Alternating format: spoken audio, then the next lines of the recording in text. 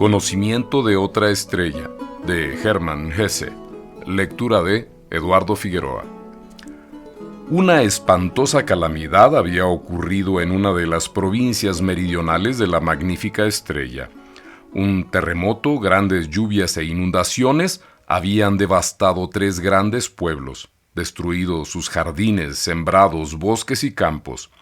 Infinidad de personas y de animales muertos y, sobre todo, y esto era lo más penoso, no había flores suficientes para honrar a los muertos y armar convenientemente sus tumbas.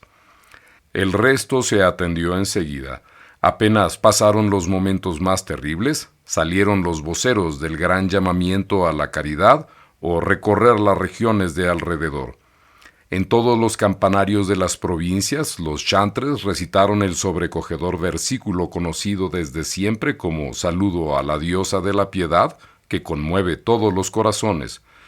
De todos los pueblos llegaron enseguida grupos de gente caritativa. Los que habían quedado en el desamparo fueron abrumados enseguida por las invitaciones de parientes y amigos y hasta de desconocidos que les ofrecían sus propios hogares para que se instalaran. Abrigos y víveres, caballos, herramientas y materiales y miles de cosas más trajeron de todas partes. Y mientras una parte de esa gente piadosa sacaba a los ancianos, las mujeres y los niños de las zonas del desastre, limpiaban, vendaban heridas y rescataban muertos de entre los escombros, los otros limpiaban el lugar, apuntalaban las casas y preparaban febrilmente la reconstrucción de los pueblos. Y aunque la atmósfera de horror y de abatimiento y el silencio fúnebre subsistían, lo mismo en los rostros se percibía cierta alegría interior, un gozo por lo que hacían y la gratitud que emanaba de todos los corazones, aunque al principio un poco acallada. Primero se oyeron algunas voces serenas, después una suave canción colectiva y en esta canción, es lógico, se destacaban 2 versículos. Bienaventurado el que lleva socorro a los que la indigencia ha golpeado. Sus corazones no se embeben con ese beneficio como los jardines resecos con la primera lluvia y contestan con la flor del agradecimiento. Y este otro, la alegría de Dios surge del trabajo en común. Pero justo en ese momento se sufría el terrible problema de la falta de flores. Los primeros muertos que se rescataron fueron adornados con lo que se pudo salvar de los destrozados jardines. Después hubo que recoger todas las flores posibles de los lugares más cercanos, pero el desastre era que justo los 3 pueblos que habían sufrido la desgracia eran los que tenían las mejores y más hermosas flores de aquella estación. Allí iba todo el mundo para admirar la cantidad de narcisos y flores de azafrán de un colorido sin igual. Y de todo aquello, ahora solo quedaba la destrucción, y la gente asombrada no sabía cómo cumplir con la tradición que exige honrar con flores de la estación a todos los muertos, y hacer un entierro más solemne y pomposo cuanto más desdichada y miserable hubiera sido su muerte. El más anciano de la zona, que llegó para auxiliar enseguida, fue agobiado por preguntas, ruegos, súplicas, casi perdió la calma, pero logró mantenerse sereno, brillante la mirada, la voz amable y solícita, y por encima de su barba sus labios no dejaron de sonreír, como debía hacerlo un anciano consejero como él.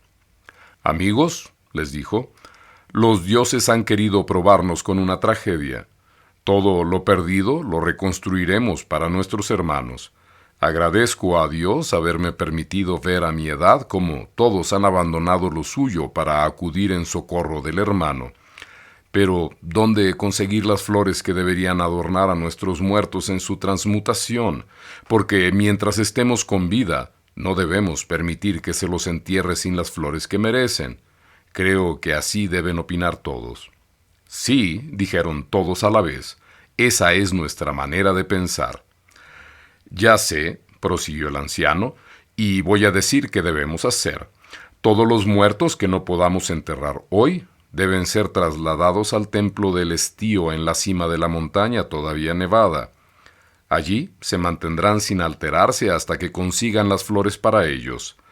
Dada la época del año, el único que puede ofrecernos las flores suficientes es el rey. Debemos enviar un mensajero para que le pida ese favor al rey». «Bueno, dijo el consejero sonriendo entre sus barbas blancas. ¿A quién le encomendaremos esa diligencia? Tiene que ser alguien fuerte y joven porque tiene un largo camino. Nosotros le proporcionaremos el caballo.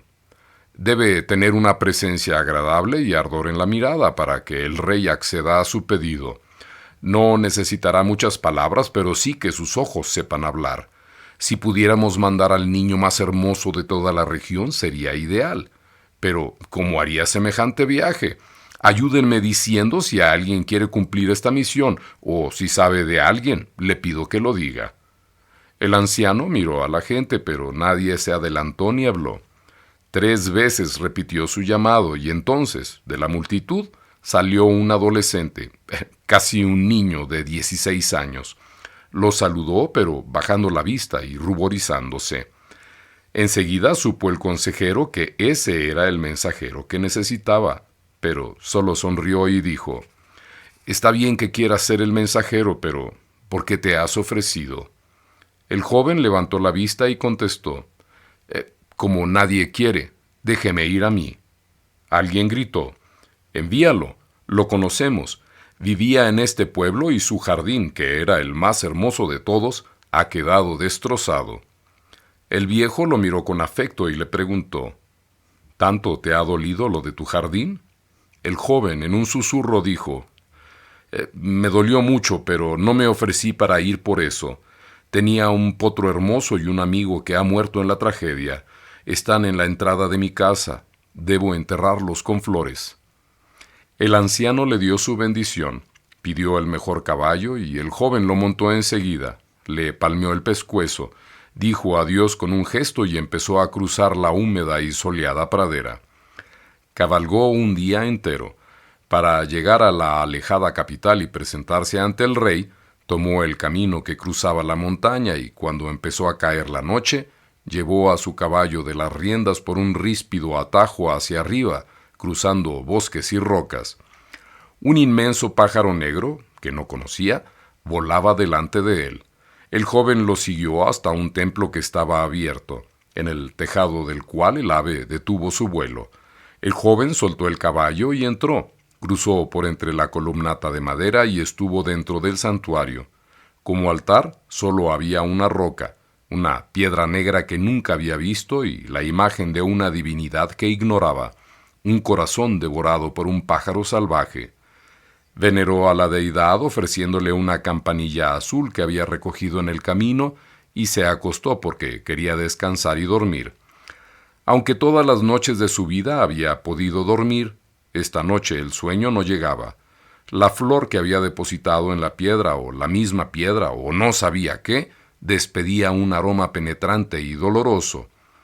El dios siniestro que acababa de descubrir esplendía, y el pájaro detenido en el tejado sacudía sus inmensas alas, cada tanto semejando un temporal desatado. Por eso, a la medianoche, el joven se levantó, salió y miró al pájaro. Este también lo miró mientras sacudía sus alas. «¿No puedes dormir?», le preguntó el pájaro. «No sé, debe ser por mi dolor». «¿Qué tragedia te ha ocurrido?». «Han muerto mi amigo y mi caballo predilecto». «No es demasiado», respondió el pájaro casi burlonamente. «No, claro, no es para tanto, ¿no? Gran pájaro, la muerte es solo una despedida, pero no es solo eso lo que me apena. No tenemos ni una sola flor para enterrarlos».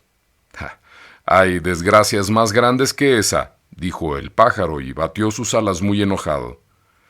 «No es así, pájaro. Estoy seguro de que no hay nada más terrible. El que es sepultado sin flores no puede renacer como lo desea, y quien a sus muertos no los honra con las fiestas de las flores es perseguido por las sombras. ¿No ves que yo no duermo porque mis muertos no tienen flores?». El pájaro graznó. «Jovencito, ignoras todo sobre el dolor si ese es el único que has conocido. ¿Nunca te hablaron de los grandes horrores, del odio, el crimen, los celos?». Al muchacho esas palabras le parecieron un delirio. Pensó y contestó con toda humildad: «Ahora recuerdo, pájaro, algo de eso hablan las viejas leyendas, pero a lo mejor es solo imaginación o ha ocurrido hace muchísimo tiempo en un lugar distante, antes de que existieran las flores y los dioses. Nadie lo recuerda. El pájaro dejó oír una risa áspera y sorda. Luego pegó un salto y le dijo al mensajero: «¿Quieres ver al rey y debo guiarte?» «Ah, ya conoces mi propósito», se alegró el joven. «Guíame si lo deseas». El ave bajó al suelo en silencio, abrió las alas y le dijo al adolescente que dejara el caballo y se subiera sobre ella. El joven se sentó a horcajadas. «Mantén los ojos cerrados», le ordenó el pájaro. Lo obedeció y subieron hacia las nubes amenazadoras. La gran ave volaba silenciosa e imperceptible como una lechuza. El joven solo oía las ráfagas del aire frío. Volaron a través de toda la noche. Al alba bajaron y el pájaro le ordenó: «Mira». El joven vio que estaba en el límite del bosque y se veía la extensión de la pradera que empezaba a brillar con el sol. «Volverás a encontrarme en el linde del bosque», dijo el pájaro, y ligero como una flecha desapareció en el cielo. Cuando el joven salió del bosque y empezó a cruzar la llanura, todo le resultaba desconocido. No sabía si soñaba o si era realidad, porque todo había cambiado tanto que le asombraba. El campo y los árboles se parecían a los de su país, y el sol jugueteaba entre las flores, pero no se veía un solo hombre, ni un solo animal, ni vivienda, y parecía que esa región había conocido un terremoto como el que asolara al pueblo del joven, porque aquí y allá se veían escombros, árboles tronchados, cercos rotos y herramientas de labranza abandonadas, y de pronto vio frente a él en ese soleado campo un cadáver sin enterrar en pavoroso estado de putrefacción, y al mirar por primera vez ese espectáculo, el mensajero sintió que lo invadía el espanto y la náusea. La cara del muerto aparecía destruida a medias por la podredumbre y comida por los pájaros. Buscó hojas y flores y cubrió el cadáver. Por toda la llanura se percibía un olor asfixiante y asqueroso, vicioso.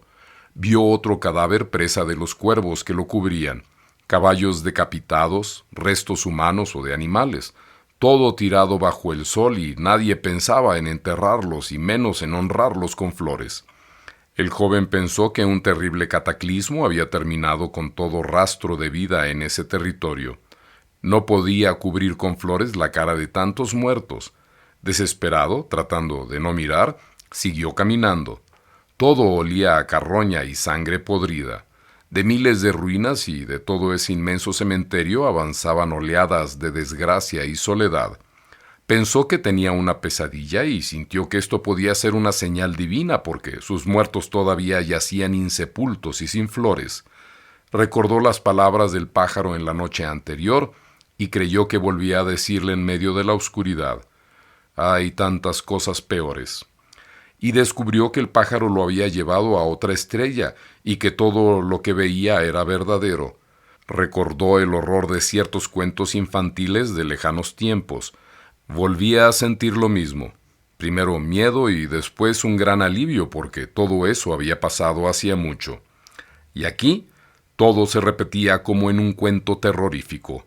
Horrores, muertos y pájaros carniceros.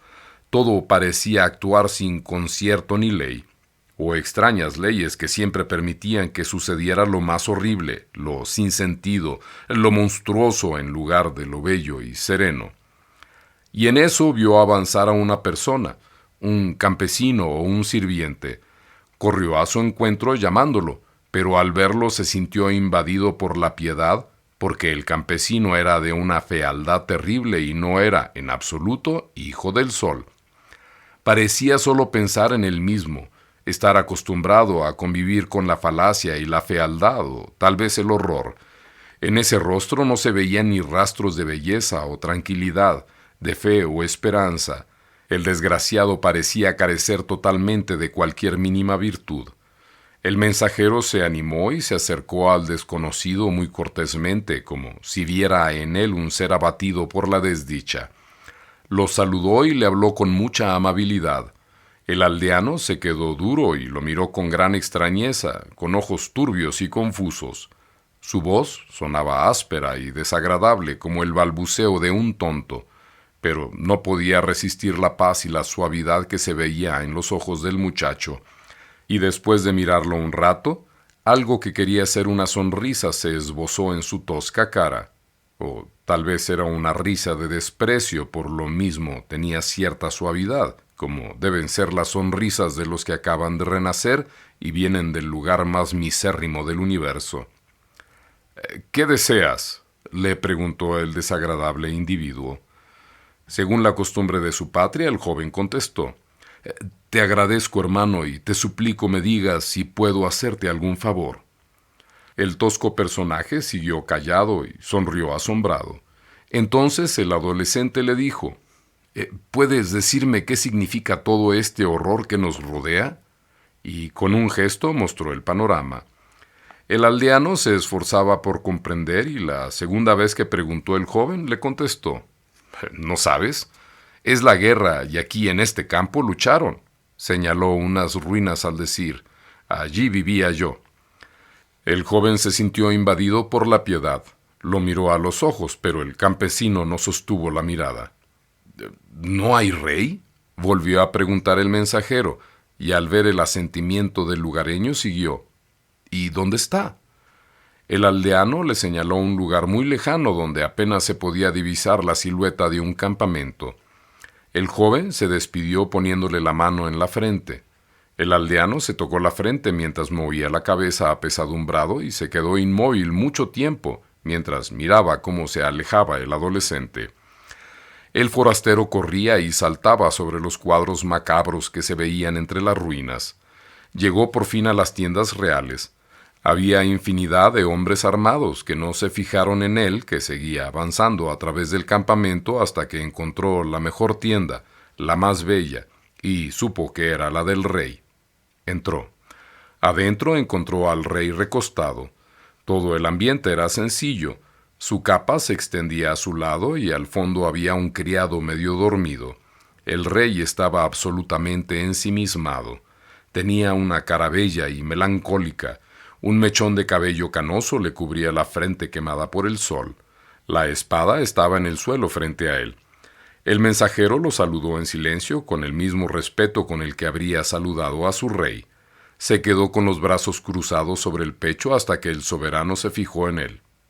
«¿Quién eres?», le preguntó con mucha sequedad, frunciendo las cejas, pero no pudo apartar sus ojos de la cara tan pura del joven. Este lo miraba con tanta entrega y fe que el soberano suavizó su tono. «Tal vez te he visto», dijo pensándolo, «o me recuerdas a alguien que trataba en mi infancia». «Soy extranjero», contestó el joven. «¿Lo habré soñado?», murmuró el rey. «O tal vez me haces pensar en mi madre. Dime, explícame». El mensajero dijo: «Me trajo un pájaro. En mi pueblo hubo un terremoto y no teníamos ni una flor para poder enterrar a nuestros muertos». «¿Flores?». «Sí, ni una. Y no conocemos nada peor que sepultar un cadáver sin honrarlo con flores, pues debe emprender el camino de su transmutación entre alegría y honra». Y mientras decía esto, volvió a ver la infinidad de muertos abandonados en el campo que acababa de cruzar, y no habló más. El rey suspiró acongojado. «Iba a pedirle flores a nuestro rey», siguió explicando el enviado. «Pero en el templo de la cima de la montaña el ave gigantesca me ofreció llevarme y cruzando los cielos me trajo a este país. Venerado rey, allí adoraban a un dios que desconozco. En el techo estaba el pájaro y en la piedra del altar había un símbolo extrañísimo, un corazón devorado por un ave carnicera. A medianoche hablé con el pájaro negro que estaba en el techo, y recién ahora sé que decían sus palabras, porque me dijo que el sufrimiento y el horror del mundo eran superiores a lo que yo me imaginaba. Es verdad, para llegar aquí, crucé un campo de espanto y solo vi dolor y tragedia que ni en nuestros cuentos de terror existen. Y ahora estoy ante ti, oh soberano, y quiero preguntarte si puedo hacerte algún servicio». El rey quiso sonreír y no lo logró. Tanto dolor y tanta pena había en su bello rostro. «Gracias», le contestó. Ya nada puedes hacer. Me has hecho pensar en mi madre y te lo agradezco. El joven se sentía muy dolorido al ver que el rey no podía sonreírse. «¿Eres tan triste?», le dijo. «Tal vez por la guerra». «Sí», le contestó el rey.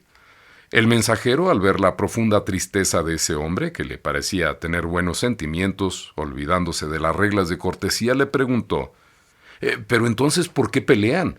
¿Quién es el culpable? ¿Tú?». El rey miró al joven fijamente durante mucho tiempo. Parecía disgustado por el atrevimiento de esa pregunta, pero no podía sostener demasiado una mirada severa hacia los ojos translúcidos del forastero. «Casi eres un niño», le dijo, «y no sabrías comprenderlo. Nadie es el culpable de una guerra. Aparece sola como la catástrofe o el temporal, y los que tenemos que luchar solo somos víctimas». ¿Para ustedes morirse es tan fácil? Nosotros en verdad le tememos mucho a la muerte. Algunos la reciben con resignación y algunos con cierta paz, pero nunca nadie se animaría a matar a un semejante. En esta estrella debe ser de otra manera. El rey sacudió la cabeza. «No es extraño que nos matemos entre nosotros», le contestó, «pero se lo considera un gran crimen. Solo se puede matar durante la guerra, porque en ella no existen ni el odio, ni los celos o el beneficio propio, sino que todos cumplen con lo que su sociedad les pide. Pero te equivocas al pensar que no le tememos a la muerte. Si miras esos cadáveres que cruzaste, lo entenderás. Mueren con angustia, con mucha angustia y contra su voluntad». Y a través de sus palabras, el joven descubría el dolor que parecía abatir a los hombres de esa estrella. Quería hacer más preguntas, pero se daba cuenta de que nunca comprendería todas esas cosas terribles y amenazadoras, y no sentía muchos deseos de entenderlas. O eran seres inferiores que no habían descubierto a los dioses y estaban dominados por los demonios, o esa estrella estaba condenada por algún pecado. Y pensó que afligiría al monarca si le seguía preguntando y que al contestarle volvería a sentir el dolor y la humillación de sus palabras. Aquellos hombres que temían la muerte pero se mataban entre sí, aquellos hombres con semblantes tan toscos y tan tristes, como ese mismo rey, le daban pena, pero le parecían casi ridículos. Solo que esa tontería y esa estupidez que tenían daba mucho dolor y avergonzaban. Pero lo mismo quería preguntar una cosa: ¿cómo ellos estaban más atrasados que los demás habitantes de una estrella lejana y convulsionada, con una vida que se deslizaba entre angustias hasta llegar al campo de guerra en el que quedaban abandonados sus muertos, y aunque comieran de todo como las bestias, ya que de algo de eso hablaba una obscura leyenda de tiempos horribles?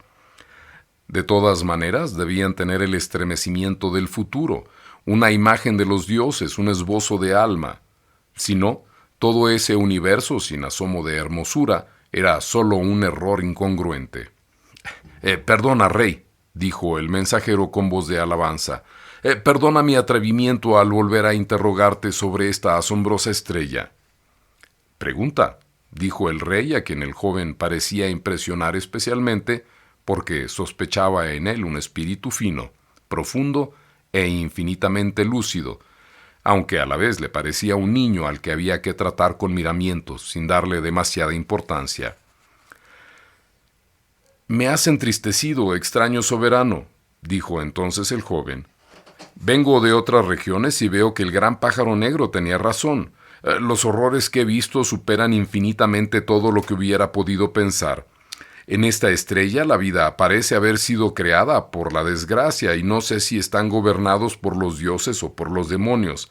Rey, en mi país se cuenta una leyenda que hasta ahora me había parecido imaginación, y nadie decía que también existiera la guerra, el crimen y la tristeza. Estas palabras aterradoras, ignoradas por nuestro idioma desde siempre, solo aparecen cada tanto en antiquísimos libros de narraciones. Un poco más aterran, pero en realidad nos parecen un poco tontas. Pero hoy he aprendido para siempre que esas palabras son el reflejo de una realidad, la realidad que viven en tu país. Veo cómo es sufrir todo lo que solo había oído nombrar en lejanos cuentos de horror. Pero en el fondo del alma, ¿No piensan lejanamente que esto que hacen no está bien? ¿No aspiran a ser regidos por dioses alegres y espléndidos, líderes felices y acogedores? ¿Nunca sueñan con otra vida mejor en la que nadie ni sospecha hacer lo que no desea su pueblo, donde reina paz y justicia, donde los hombres se respetan y perdonan? ¿Nunca pensaron en el universo como un todo que, querido y honrado, sería bálsamo y portador de felicidad?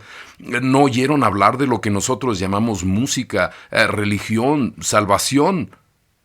El rey escuchaba con la cabeza inclinada, pero se irguió. Tenía el rostro transformado. Un esbozo de sonrisa iluminaba sus pupilas pese a que estaban un poco veladas por una nube de llanto. Amable joven, le contestó, no sé si estoy ante un niño, un anciano o algún dios. Solo puedo decirte que nada de lo que dices nos es extraño y que nuestra alma lo conoce. Sospechamos algo de la felicidad y de la libertad y de los dioses benévolos. Conocemos una leyenda según la cual un sabio adivinó la unidad del universo como una armonía del espacio sideral. ¿Te agrada? Tal vez seas un enviado del más allá, pero aunque realmente fueras un dios, no tendrías ni fuerza en el alma, ni fuerza o poderío que nosotros ya no conociéramos aunque fuera en vago reflejo, lejana sombra. Y de pronto se irguió deslumbrando al mensajero porque su rostro, aunque fue por un segundo, se iluminó con la luz de una sonrisa sin sombras como un reflejo auroral. «Y ahora, fuera», exclamó el rey. «Fuera y déjanos con nuestra guerra y nuestra muerte. Has enternecido mi corazón, me has recordado a mi madre, ya sabes, de mi cariño. Vete, vete, agraciado joven.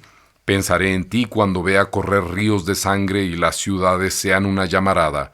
Sabré entonces que el mundo es una unidad y que nada, ni la locura que tenemos, ni la brutalidad que manejamos pueden apartarnos. Vete. Adiós. Lleva mis saludos a tu estrella y también a ese extraño dios representado por un corazón consumido por un ave. Conozco demasiado ese corazón y ese pájaro. Y recuerda, dulce hermano de lejanas latitudes, si alguna vez me recuerdas y si alguna vez piensas en este amigo tuyo, desdichado rey de la guerra, no lo veas así, hundido en una cama invadido por la desesperación, sino que recuérdalo sonriendo con los ojos arrasados por las lágrimas y las manos ensangrentadas. No llamó a su criado, sino que él mismo levantó la lona de la tienda para que saliera el joven. Este volvió a cruzar la llanura, pero dominado por otros pensamientos. A lo lejos vio una ciudad envuelta en llamas. Se alejó caminando sobre los cadáveres de hombres que no conocía y sobre la carroña de los caballos. Llegó al límite del bosque cuando había caído la noche. Desde las nubes vio bajar el pájaro inmenso que lo envolvió en sus alas. Emprendieron el regreso en medio de la noche, volando sin el menor ruido, con gran suavidad, como las lechuzas. Cuando despertó estaba otra vez en el santuario de la montaña y su caballo lo esperaba, saludándolo al amanecer con sus relinchos. Pero no recordaba nada ni del ave negra ni de su viaje a ese país de horror. Solo sentía una opresión, una leve oscuridad en el alma, una pequeña espina oculta, como cuando compartimos una desgracia y sentimos un deseo no cumplido, como los deseos soñados que nos persiguen hasta que logramos descifrarlos, hasta que nos damos cuenta de que queremos decirle a quien amamos cuánto queremos ver su alegría. Volvió a cabalgar un día entero y entonces sí llegó a la capital y a su rey.